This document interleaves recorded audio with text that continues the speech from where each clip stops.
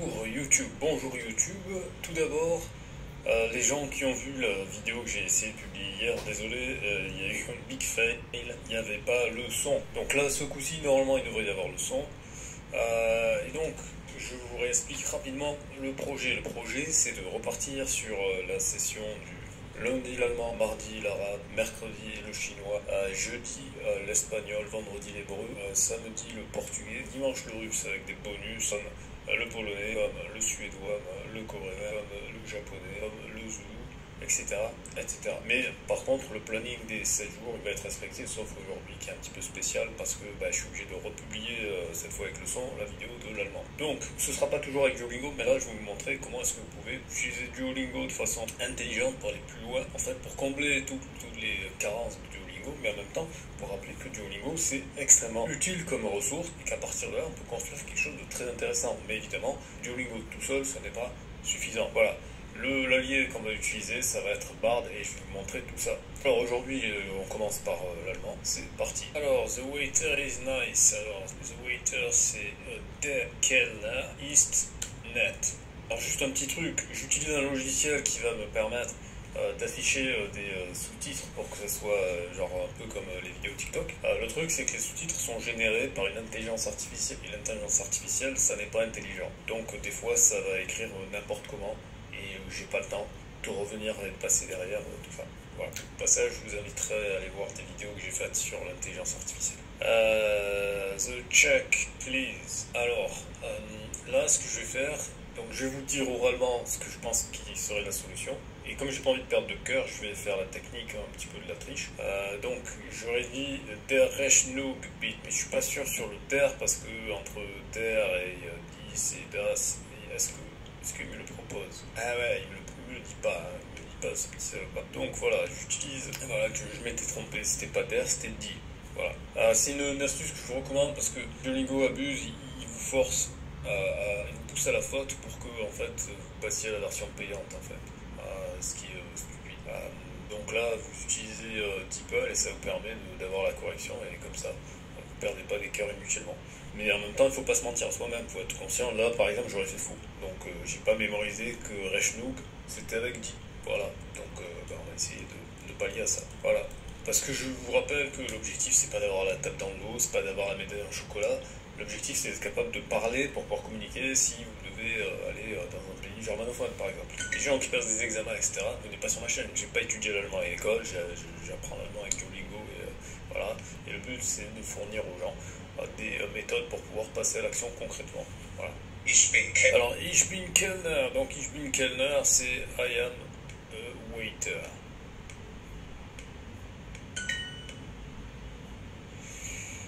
Alors, moi je dirais der Milch die Wein, mais j'ai le doute. Alors là, comme c'est pas ici, je vais demander à Google Bard. How do you translate into German the milk, the wine? Et là, c'est die Milch der Wein. Donc, merci. Die Milch der Wein, donc c'est le contraire de ce que j'avais dit, donc encore une fois faux. Donc les die der das, je me plante à chaque fois. The cheese, the pizza. Mais les die der das, les gens comprenez bien que c'est comme en français le ou la. D'accord. Donc ce sont des choses qui sont totalement arbitraires. La table en français c'est féminin, en espagnol c'est masculin. Alors que ce sont deux langues latines. Donc vous voyez bien qu'il n'y a pas de logique derrière. Il n'y a rien qui dit que la table ça va être masculin ou féminin. Voilà. Donc c'est le genre de truc, au final, si quelqu'un en français vous dit le table, bon, ça va vous faire rigoler, éventuellement, si vous êtes un peu bête, vous allez vous moquer de cette personne, mais au final, vous avez compris quand même le message, d'accord?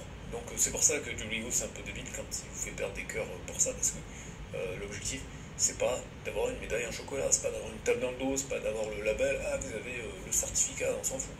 C'est est-ce que vous arrivez à communiquer le message que vous voulez communiquer, ok? Alors là c'est pareil, the cheese, the pizza, je sais que c'est dit pizza, donc du coup ce sera der Kaiser. Käse, pardon, Käse, parce que Kaiser sera autre chose. Der Käse, die Pizza. Et voilà. Alors, il me semble que c'est Der Café et Das Bier, mais je suis pas sûr, donc je vais aller demander à Google Bard. Et donc du coup, vu que c'est le même schéma, je vais simplement remplacer ça par Beer et ici par Coffee. Et là, il me dit que c'est Das Bier, Der Café. Alors, je sais plus ce que j'avais dit. Das.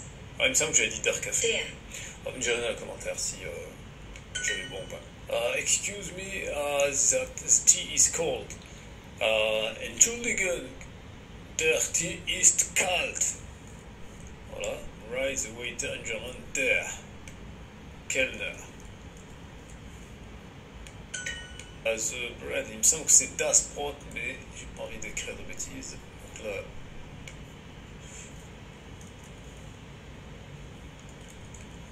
Das Brot, c'est ce qui me semblait. Sandwich, je crois que c'est 10 sandwich.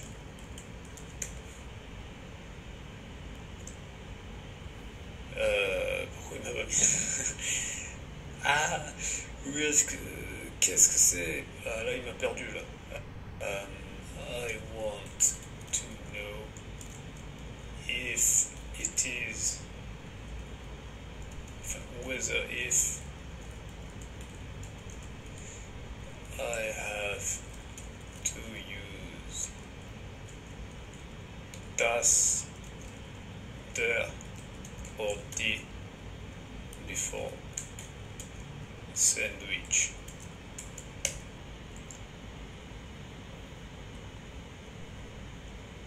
Sandwich c'est neutre, ok, donc ce sera das. Et je comprends pas pourquoi il m'a pas mis d'entrée. Ah voilà, ici, you would use das sandwich. C'est-à-dire que das is used for neuter nouns and sandwich is a neuter noun.